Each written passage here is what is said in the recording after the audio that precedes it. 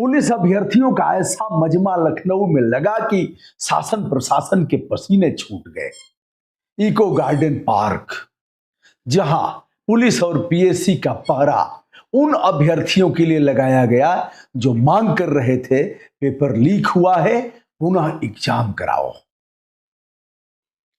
वह अपनी मांगों के पक्ष में तर्क भी रख रहे थे, केवल तर्क ही नहीं, साक्ष्य भी प्रस्तुत कर रहे थे। आज शाम 6 बजे तक साक्ष्य देने का समय दिया था। उत्तर प्रदेश सरकार ने, उत्तर प्रदेश पुलिस भर्ती एवं प्रोन्नति बोर्ड ने कहा था कि यदि पेपर लीक हुआ है तो साक्ष्य प्रस्तुत करो।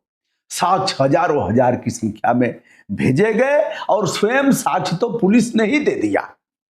पुलिस के इंस्पेक्टर ने अपराध दर्ज कराया, जैसा कि मैंने बताया, कृष्णानगर थाने में, और कहा कि यह सुनियोजित तरीके से पेपर लीक हुआ। और उन्होंने मोबाइल का भी बताया कि मोबाइल पर जो है वह साक्ष्य प्रस्तुत किया। और सारा कुछ होने के बाद री एग्जाम नहीं कराया जा रहा है। इसे लेकर अब जो अभ्यर्थी हैं वह आर पार की लड़ाई लड़ने के मूड में है। जय श्री राम री एग्जाम, यह केवल लखनऊ में ही नहीं बल्कि प्रयागराज में भी, जहां माघ मेला अभी भी चल रहा है, वहां एआरओ और आरओ के अभ्यर्थियों ने भी आर पार की लड़ाई का मन बना लिया है। और इस जंग में अभी तक जो जनतांत्रिक आदर्शों का पालन करते हुए जंग हो रहा है, उसमें अभ्यर्थी और पुलिस आमने सामने है। प्रत्यक्षम किम प्रमाणम, प्रत्यक्ष प्रमाण के बाद भी पुनर्एग्जाम नहीं कराए जा रहे हैं। योगी जी के मूंछ का सवाल है। हालांकि पहले भी आपने री एग्जाम कराया है, ताल ठोक करके कराया है, आज भी कराने की जरूरत है। आप ही का तो पुलिस वाला कह रहा है, जो इंस्पेक्टर है उसने अपराध दर्ज कराया है कृष्णानगर थाने में, और यह बताया है, नाम सहित दर्ज कराया है, बताया है कि कैसे पकड़ा गया और किस तरह से नीरज ने भेजा। उसका नाम भी बताया, जो बिहार का अभ्यर्थी था, वह चिट लेकर के गया था, प्रश्न और उत्तर सभी मेल खा रहे थे। ऐसे में उनका कहना है कि एक प्रमाण नहीं है, अनेकानेक प्रमाण है। और वह यह भी कह रहे हैं कि एक दिन पहले ही पेपर लीक हो गया था और जिन लोगों ने पैसे खर्च किए उनको इसका लाभ पहुंचाया गया। हमने मेहनत किया था, 2018 के बाद पहली बार यह भर्ती आई थी। एक तो हम उम्र में छट रहे थे, संघर्ष किया तो उम्र 3 साल सभी अभ्यर्थियों की बढ़ाई गई। यदि इसमें हम चूक गए तो फिर बड़ा मुश्किल होगा। सनी लियोनी का फोटो लगा था एडमिट कार्ड पर, यह तो आप जान ही लिए होंगे। और तमाम इस प्रकार की विसंगतियां हैं जो बता रही हैं कि पेपर लीक हुआ है। आज लखनऊ के जो प्रदेश का मुख्यालय है, इको गार्डन पार्क में जाकर के अभ्यर्थी डट गए। संख्या उनकी 10,000 से ऊपर बताई जा रही है और वह यह कह रहे हैं कि हम यहां से हिलेंगे नहीं जब तक आर पार हम नहीं कर लेते हैं।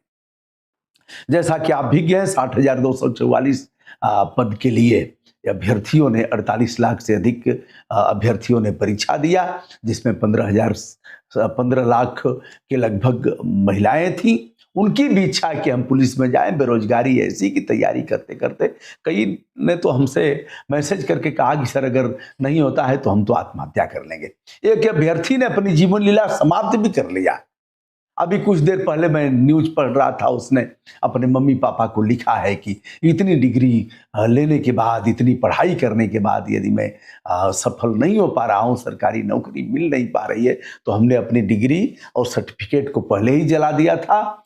पापा, जो हमारी दीदी है उसकी शादी अच्छे ढंग से करिएगा। यह सब नाकामी है और एक तरह से बुजदिली है, कायरपना है। मैं इसकी सलाह नहीं देता, डट करके लड़ने की आवश्यकता है।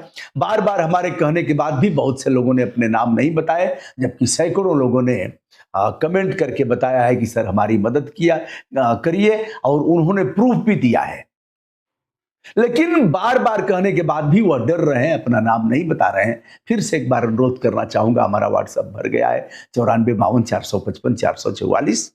तो आप एक बार नाम बताइए, हम सेव कर लेंगे कि यदि आप सुनील हैं तो बता दीजिए, हम सर प्रतियोगी छात्र हैं, हमने एग्जाम दिया है, इलाहाबाद से हैं, सर हम सागर हैं, सर हम कुछ भी हैं, तो आप अपना नाम और स्थान बता दीजिए जिससे कि हम संरक्षित कर लें। तो अब यह आर पार की लड़ाई मैं भी चाहता हूं कि उनका साथ दूं, लेकिन परिस्थितियां ऐसी हैं कि मैं अभी जा नहीं पाऊंगा। जनतांत्रिक तरीके से जो संवैधानिक आदर्श हैं उन मर्यादाओं का पालन करते हुए हम आपकी मदद करेंगे और उत्तर प्रदेश की सरकार से हम चाहेंगे जो आईपीएस अधिकारी हैं यह तो कुछ नहीं कर पाएंगे बगैर, जब तक बाबा जी नहीं चाहेंगे। महाराज जी न्याय करें, ऐसा भी देखा है, एक्स पर भी डाला जा रहा है और इस तरह के चार्ट पेपर पर लिख करके होर्डिंग लगा करके ऐसे बच्चे, महाराज जी न्याय करें। यानी मुख्यमंत्री से अधिक को हम महाराज जी को जानते हैं। महाराज जी यानी जो उस तरह का वस्त्र धारण करने वाले हैं, गेरुआ वस्त्र जिसे भगवा कहते हैं, उस वस्त्र को धारण करने वाले हैं। तो बच्चों का यह भी है कि महाराज जी न्याय करेंगे।